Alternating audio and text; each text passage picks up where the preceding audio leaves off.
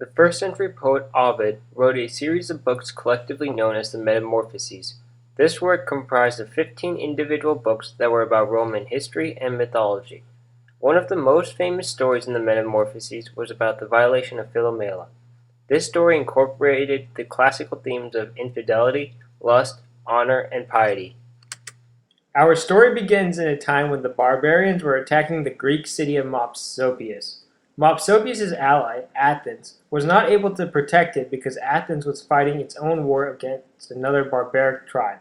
However, a young man from the Greek city of Thrace came to Mopsopius' defense. This man was the future king of Thrace, Prince Tereus. Tereus and his army quickly defeated the barbarians. Ovid describes how far Tereus' victory spread. His fame had spread all over great Thrace, with so well-heeled a pedigree at stake. The Athenian king Pandion heard of Tereus and thought that Tereus would be a great ally. To solidify his alliance with Tereus, King Pandion offered his oldest daughter's hand in marriage. Tereus and Procne's marriage was filled with bad omens. Juno stayed away from the wedding. Hymen did the same. And all three graces. It was the torch-bearing Furies that set the marriage bed. After 5 years of marriage, Procne begged Tereus to either let her go see Philomela or let Philomela come to Thrace. Tereus at first was hesitant, but because of Procne's persistence, he eventually came around and promised to go get Philomela. When Tereus arrived at the port of Cecrope, he quickly left his ship and went to see Pandion. Ovid describes Pandion's warm reception for Tereus in the Metamorphoses. When he met her royal father, right hand with right hand was joined. Both wished the other hail of heart. After the brief and warm reception, Tereus began to tell Pandion why he had sailed. However, his conversation was cut short by Philomela's entrance. Philomela entered the reception hall, dressed in an outfit made for a queen. Tereus immediately fell in love with Philomela and wanted to get in bed with her, but he could not woo her because he was married to her sister Procne. So Tereus began to think of some plans to force Philomela to go to bed with him. Ovid describes these plans. Corrupt her servants and her nurse, persuade them, or tempt the girl herself with gifts for a queen, were his first thoughts, or rape her outright, and defend the bloody act with bloody war. There was nothing that he would dare do for this mad passion. While Tereus keeps his plan to himself, he starts begging Pandion to let Philomela come with him. Tereus pleads and claims that his pleas are from Procne. He also breaks down. Eventually, Tereus comes to his senses and realizes that what he is doing is awkward. So he says that Procne wanted him to do that. Surprisingly, Philomela falls for Tereus' bluff. Out of sympathy for Tereus, she too starts begging Pandion to let her go visit her sister. Ironically, she does not realize that it is actually Tereus who wants her to come with him back to Thrace. Tereus watches her embrace Pandion and wishes that he could be Pandion. In the Metamorphoses, Ovid describes how Tereus watched Philomela beg Pandion. Tereus sees her, feels her in his arms, sees her kiss the king who loved his arms, and all this drives him on, fuel for the fury of his passion. After much debate, Pandion agrees to let Philomela go with Tereus back to Thrace.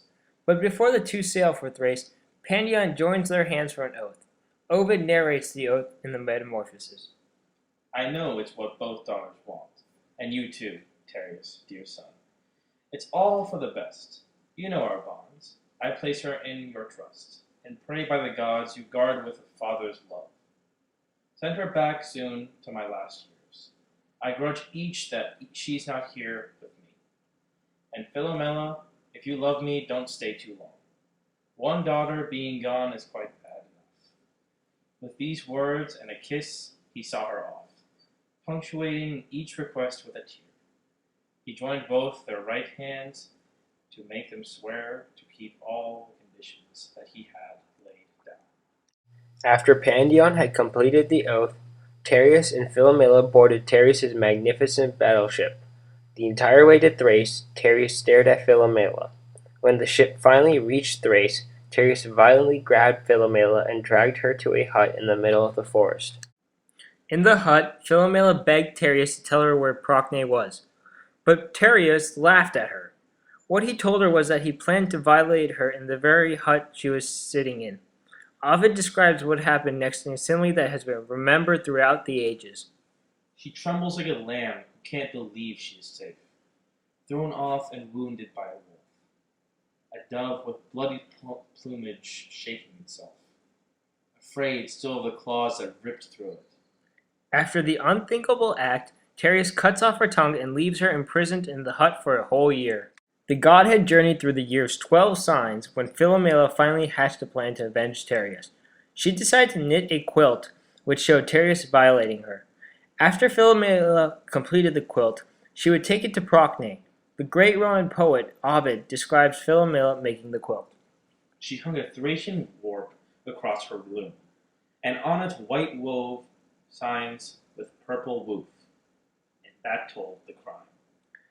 Philomela was not able to hand-deliver the quilt, so she had one of Procne's servants deliver the quilt to Procne. The slave delivered the quilt to Procne. Procne reads the quilt and becomes infuriated. She rushes to the hut where Philomela is being held captive during the festival of Bacchus and brings Philomela back to the royal palace. Once the two sisters were inside the palace, Procne told Philomela that Tereus would be avenged immediately. Ovid describes the conversations the two had in the safety of the palace walls. But to Procne that was just history, dismissing her sister's frailty. Don't get teary, she said. You do much better to teach your sword point to weep, if a sword's not too good for that fiend. As for myself, sister, I'm ready for bedlam, torching the palace, throwing the shemming hoodlum into the blaze, or doing a job on the tongue, the eyes, and the fleshier parts that did you such wrong off with them all. We'll seize his guilty soul out through 1,000 wounds. Our plans can't fail. After Procne was done giving this great speech, her son Idias entered the room. As Idias walked over to his mother and greeted her, Procne stabbed him, and the poor young Idias fell to the ground dead. Procne and Philomela quickly grabbed the body and took it to the palace's kitchen. In the kitchen, the two sisters worked quickly to prepare a stew out of the dead boy. Then, Procne invited Tereus to a feast that she claimed was only for him and it would be unlawful for anyone else to be present. Tereus, not suspecting what the food was made out of, agreed to come to Procne's feast. As Tereus gorged down the food, he asked Procne where Idias was. Procne smirkingly responded by telling Tereus to look in the food. Tereus' first thought was that Procne was joking, but when he called out for the boy twice and did not get an answer, he began to fear the worst.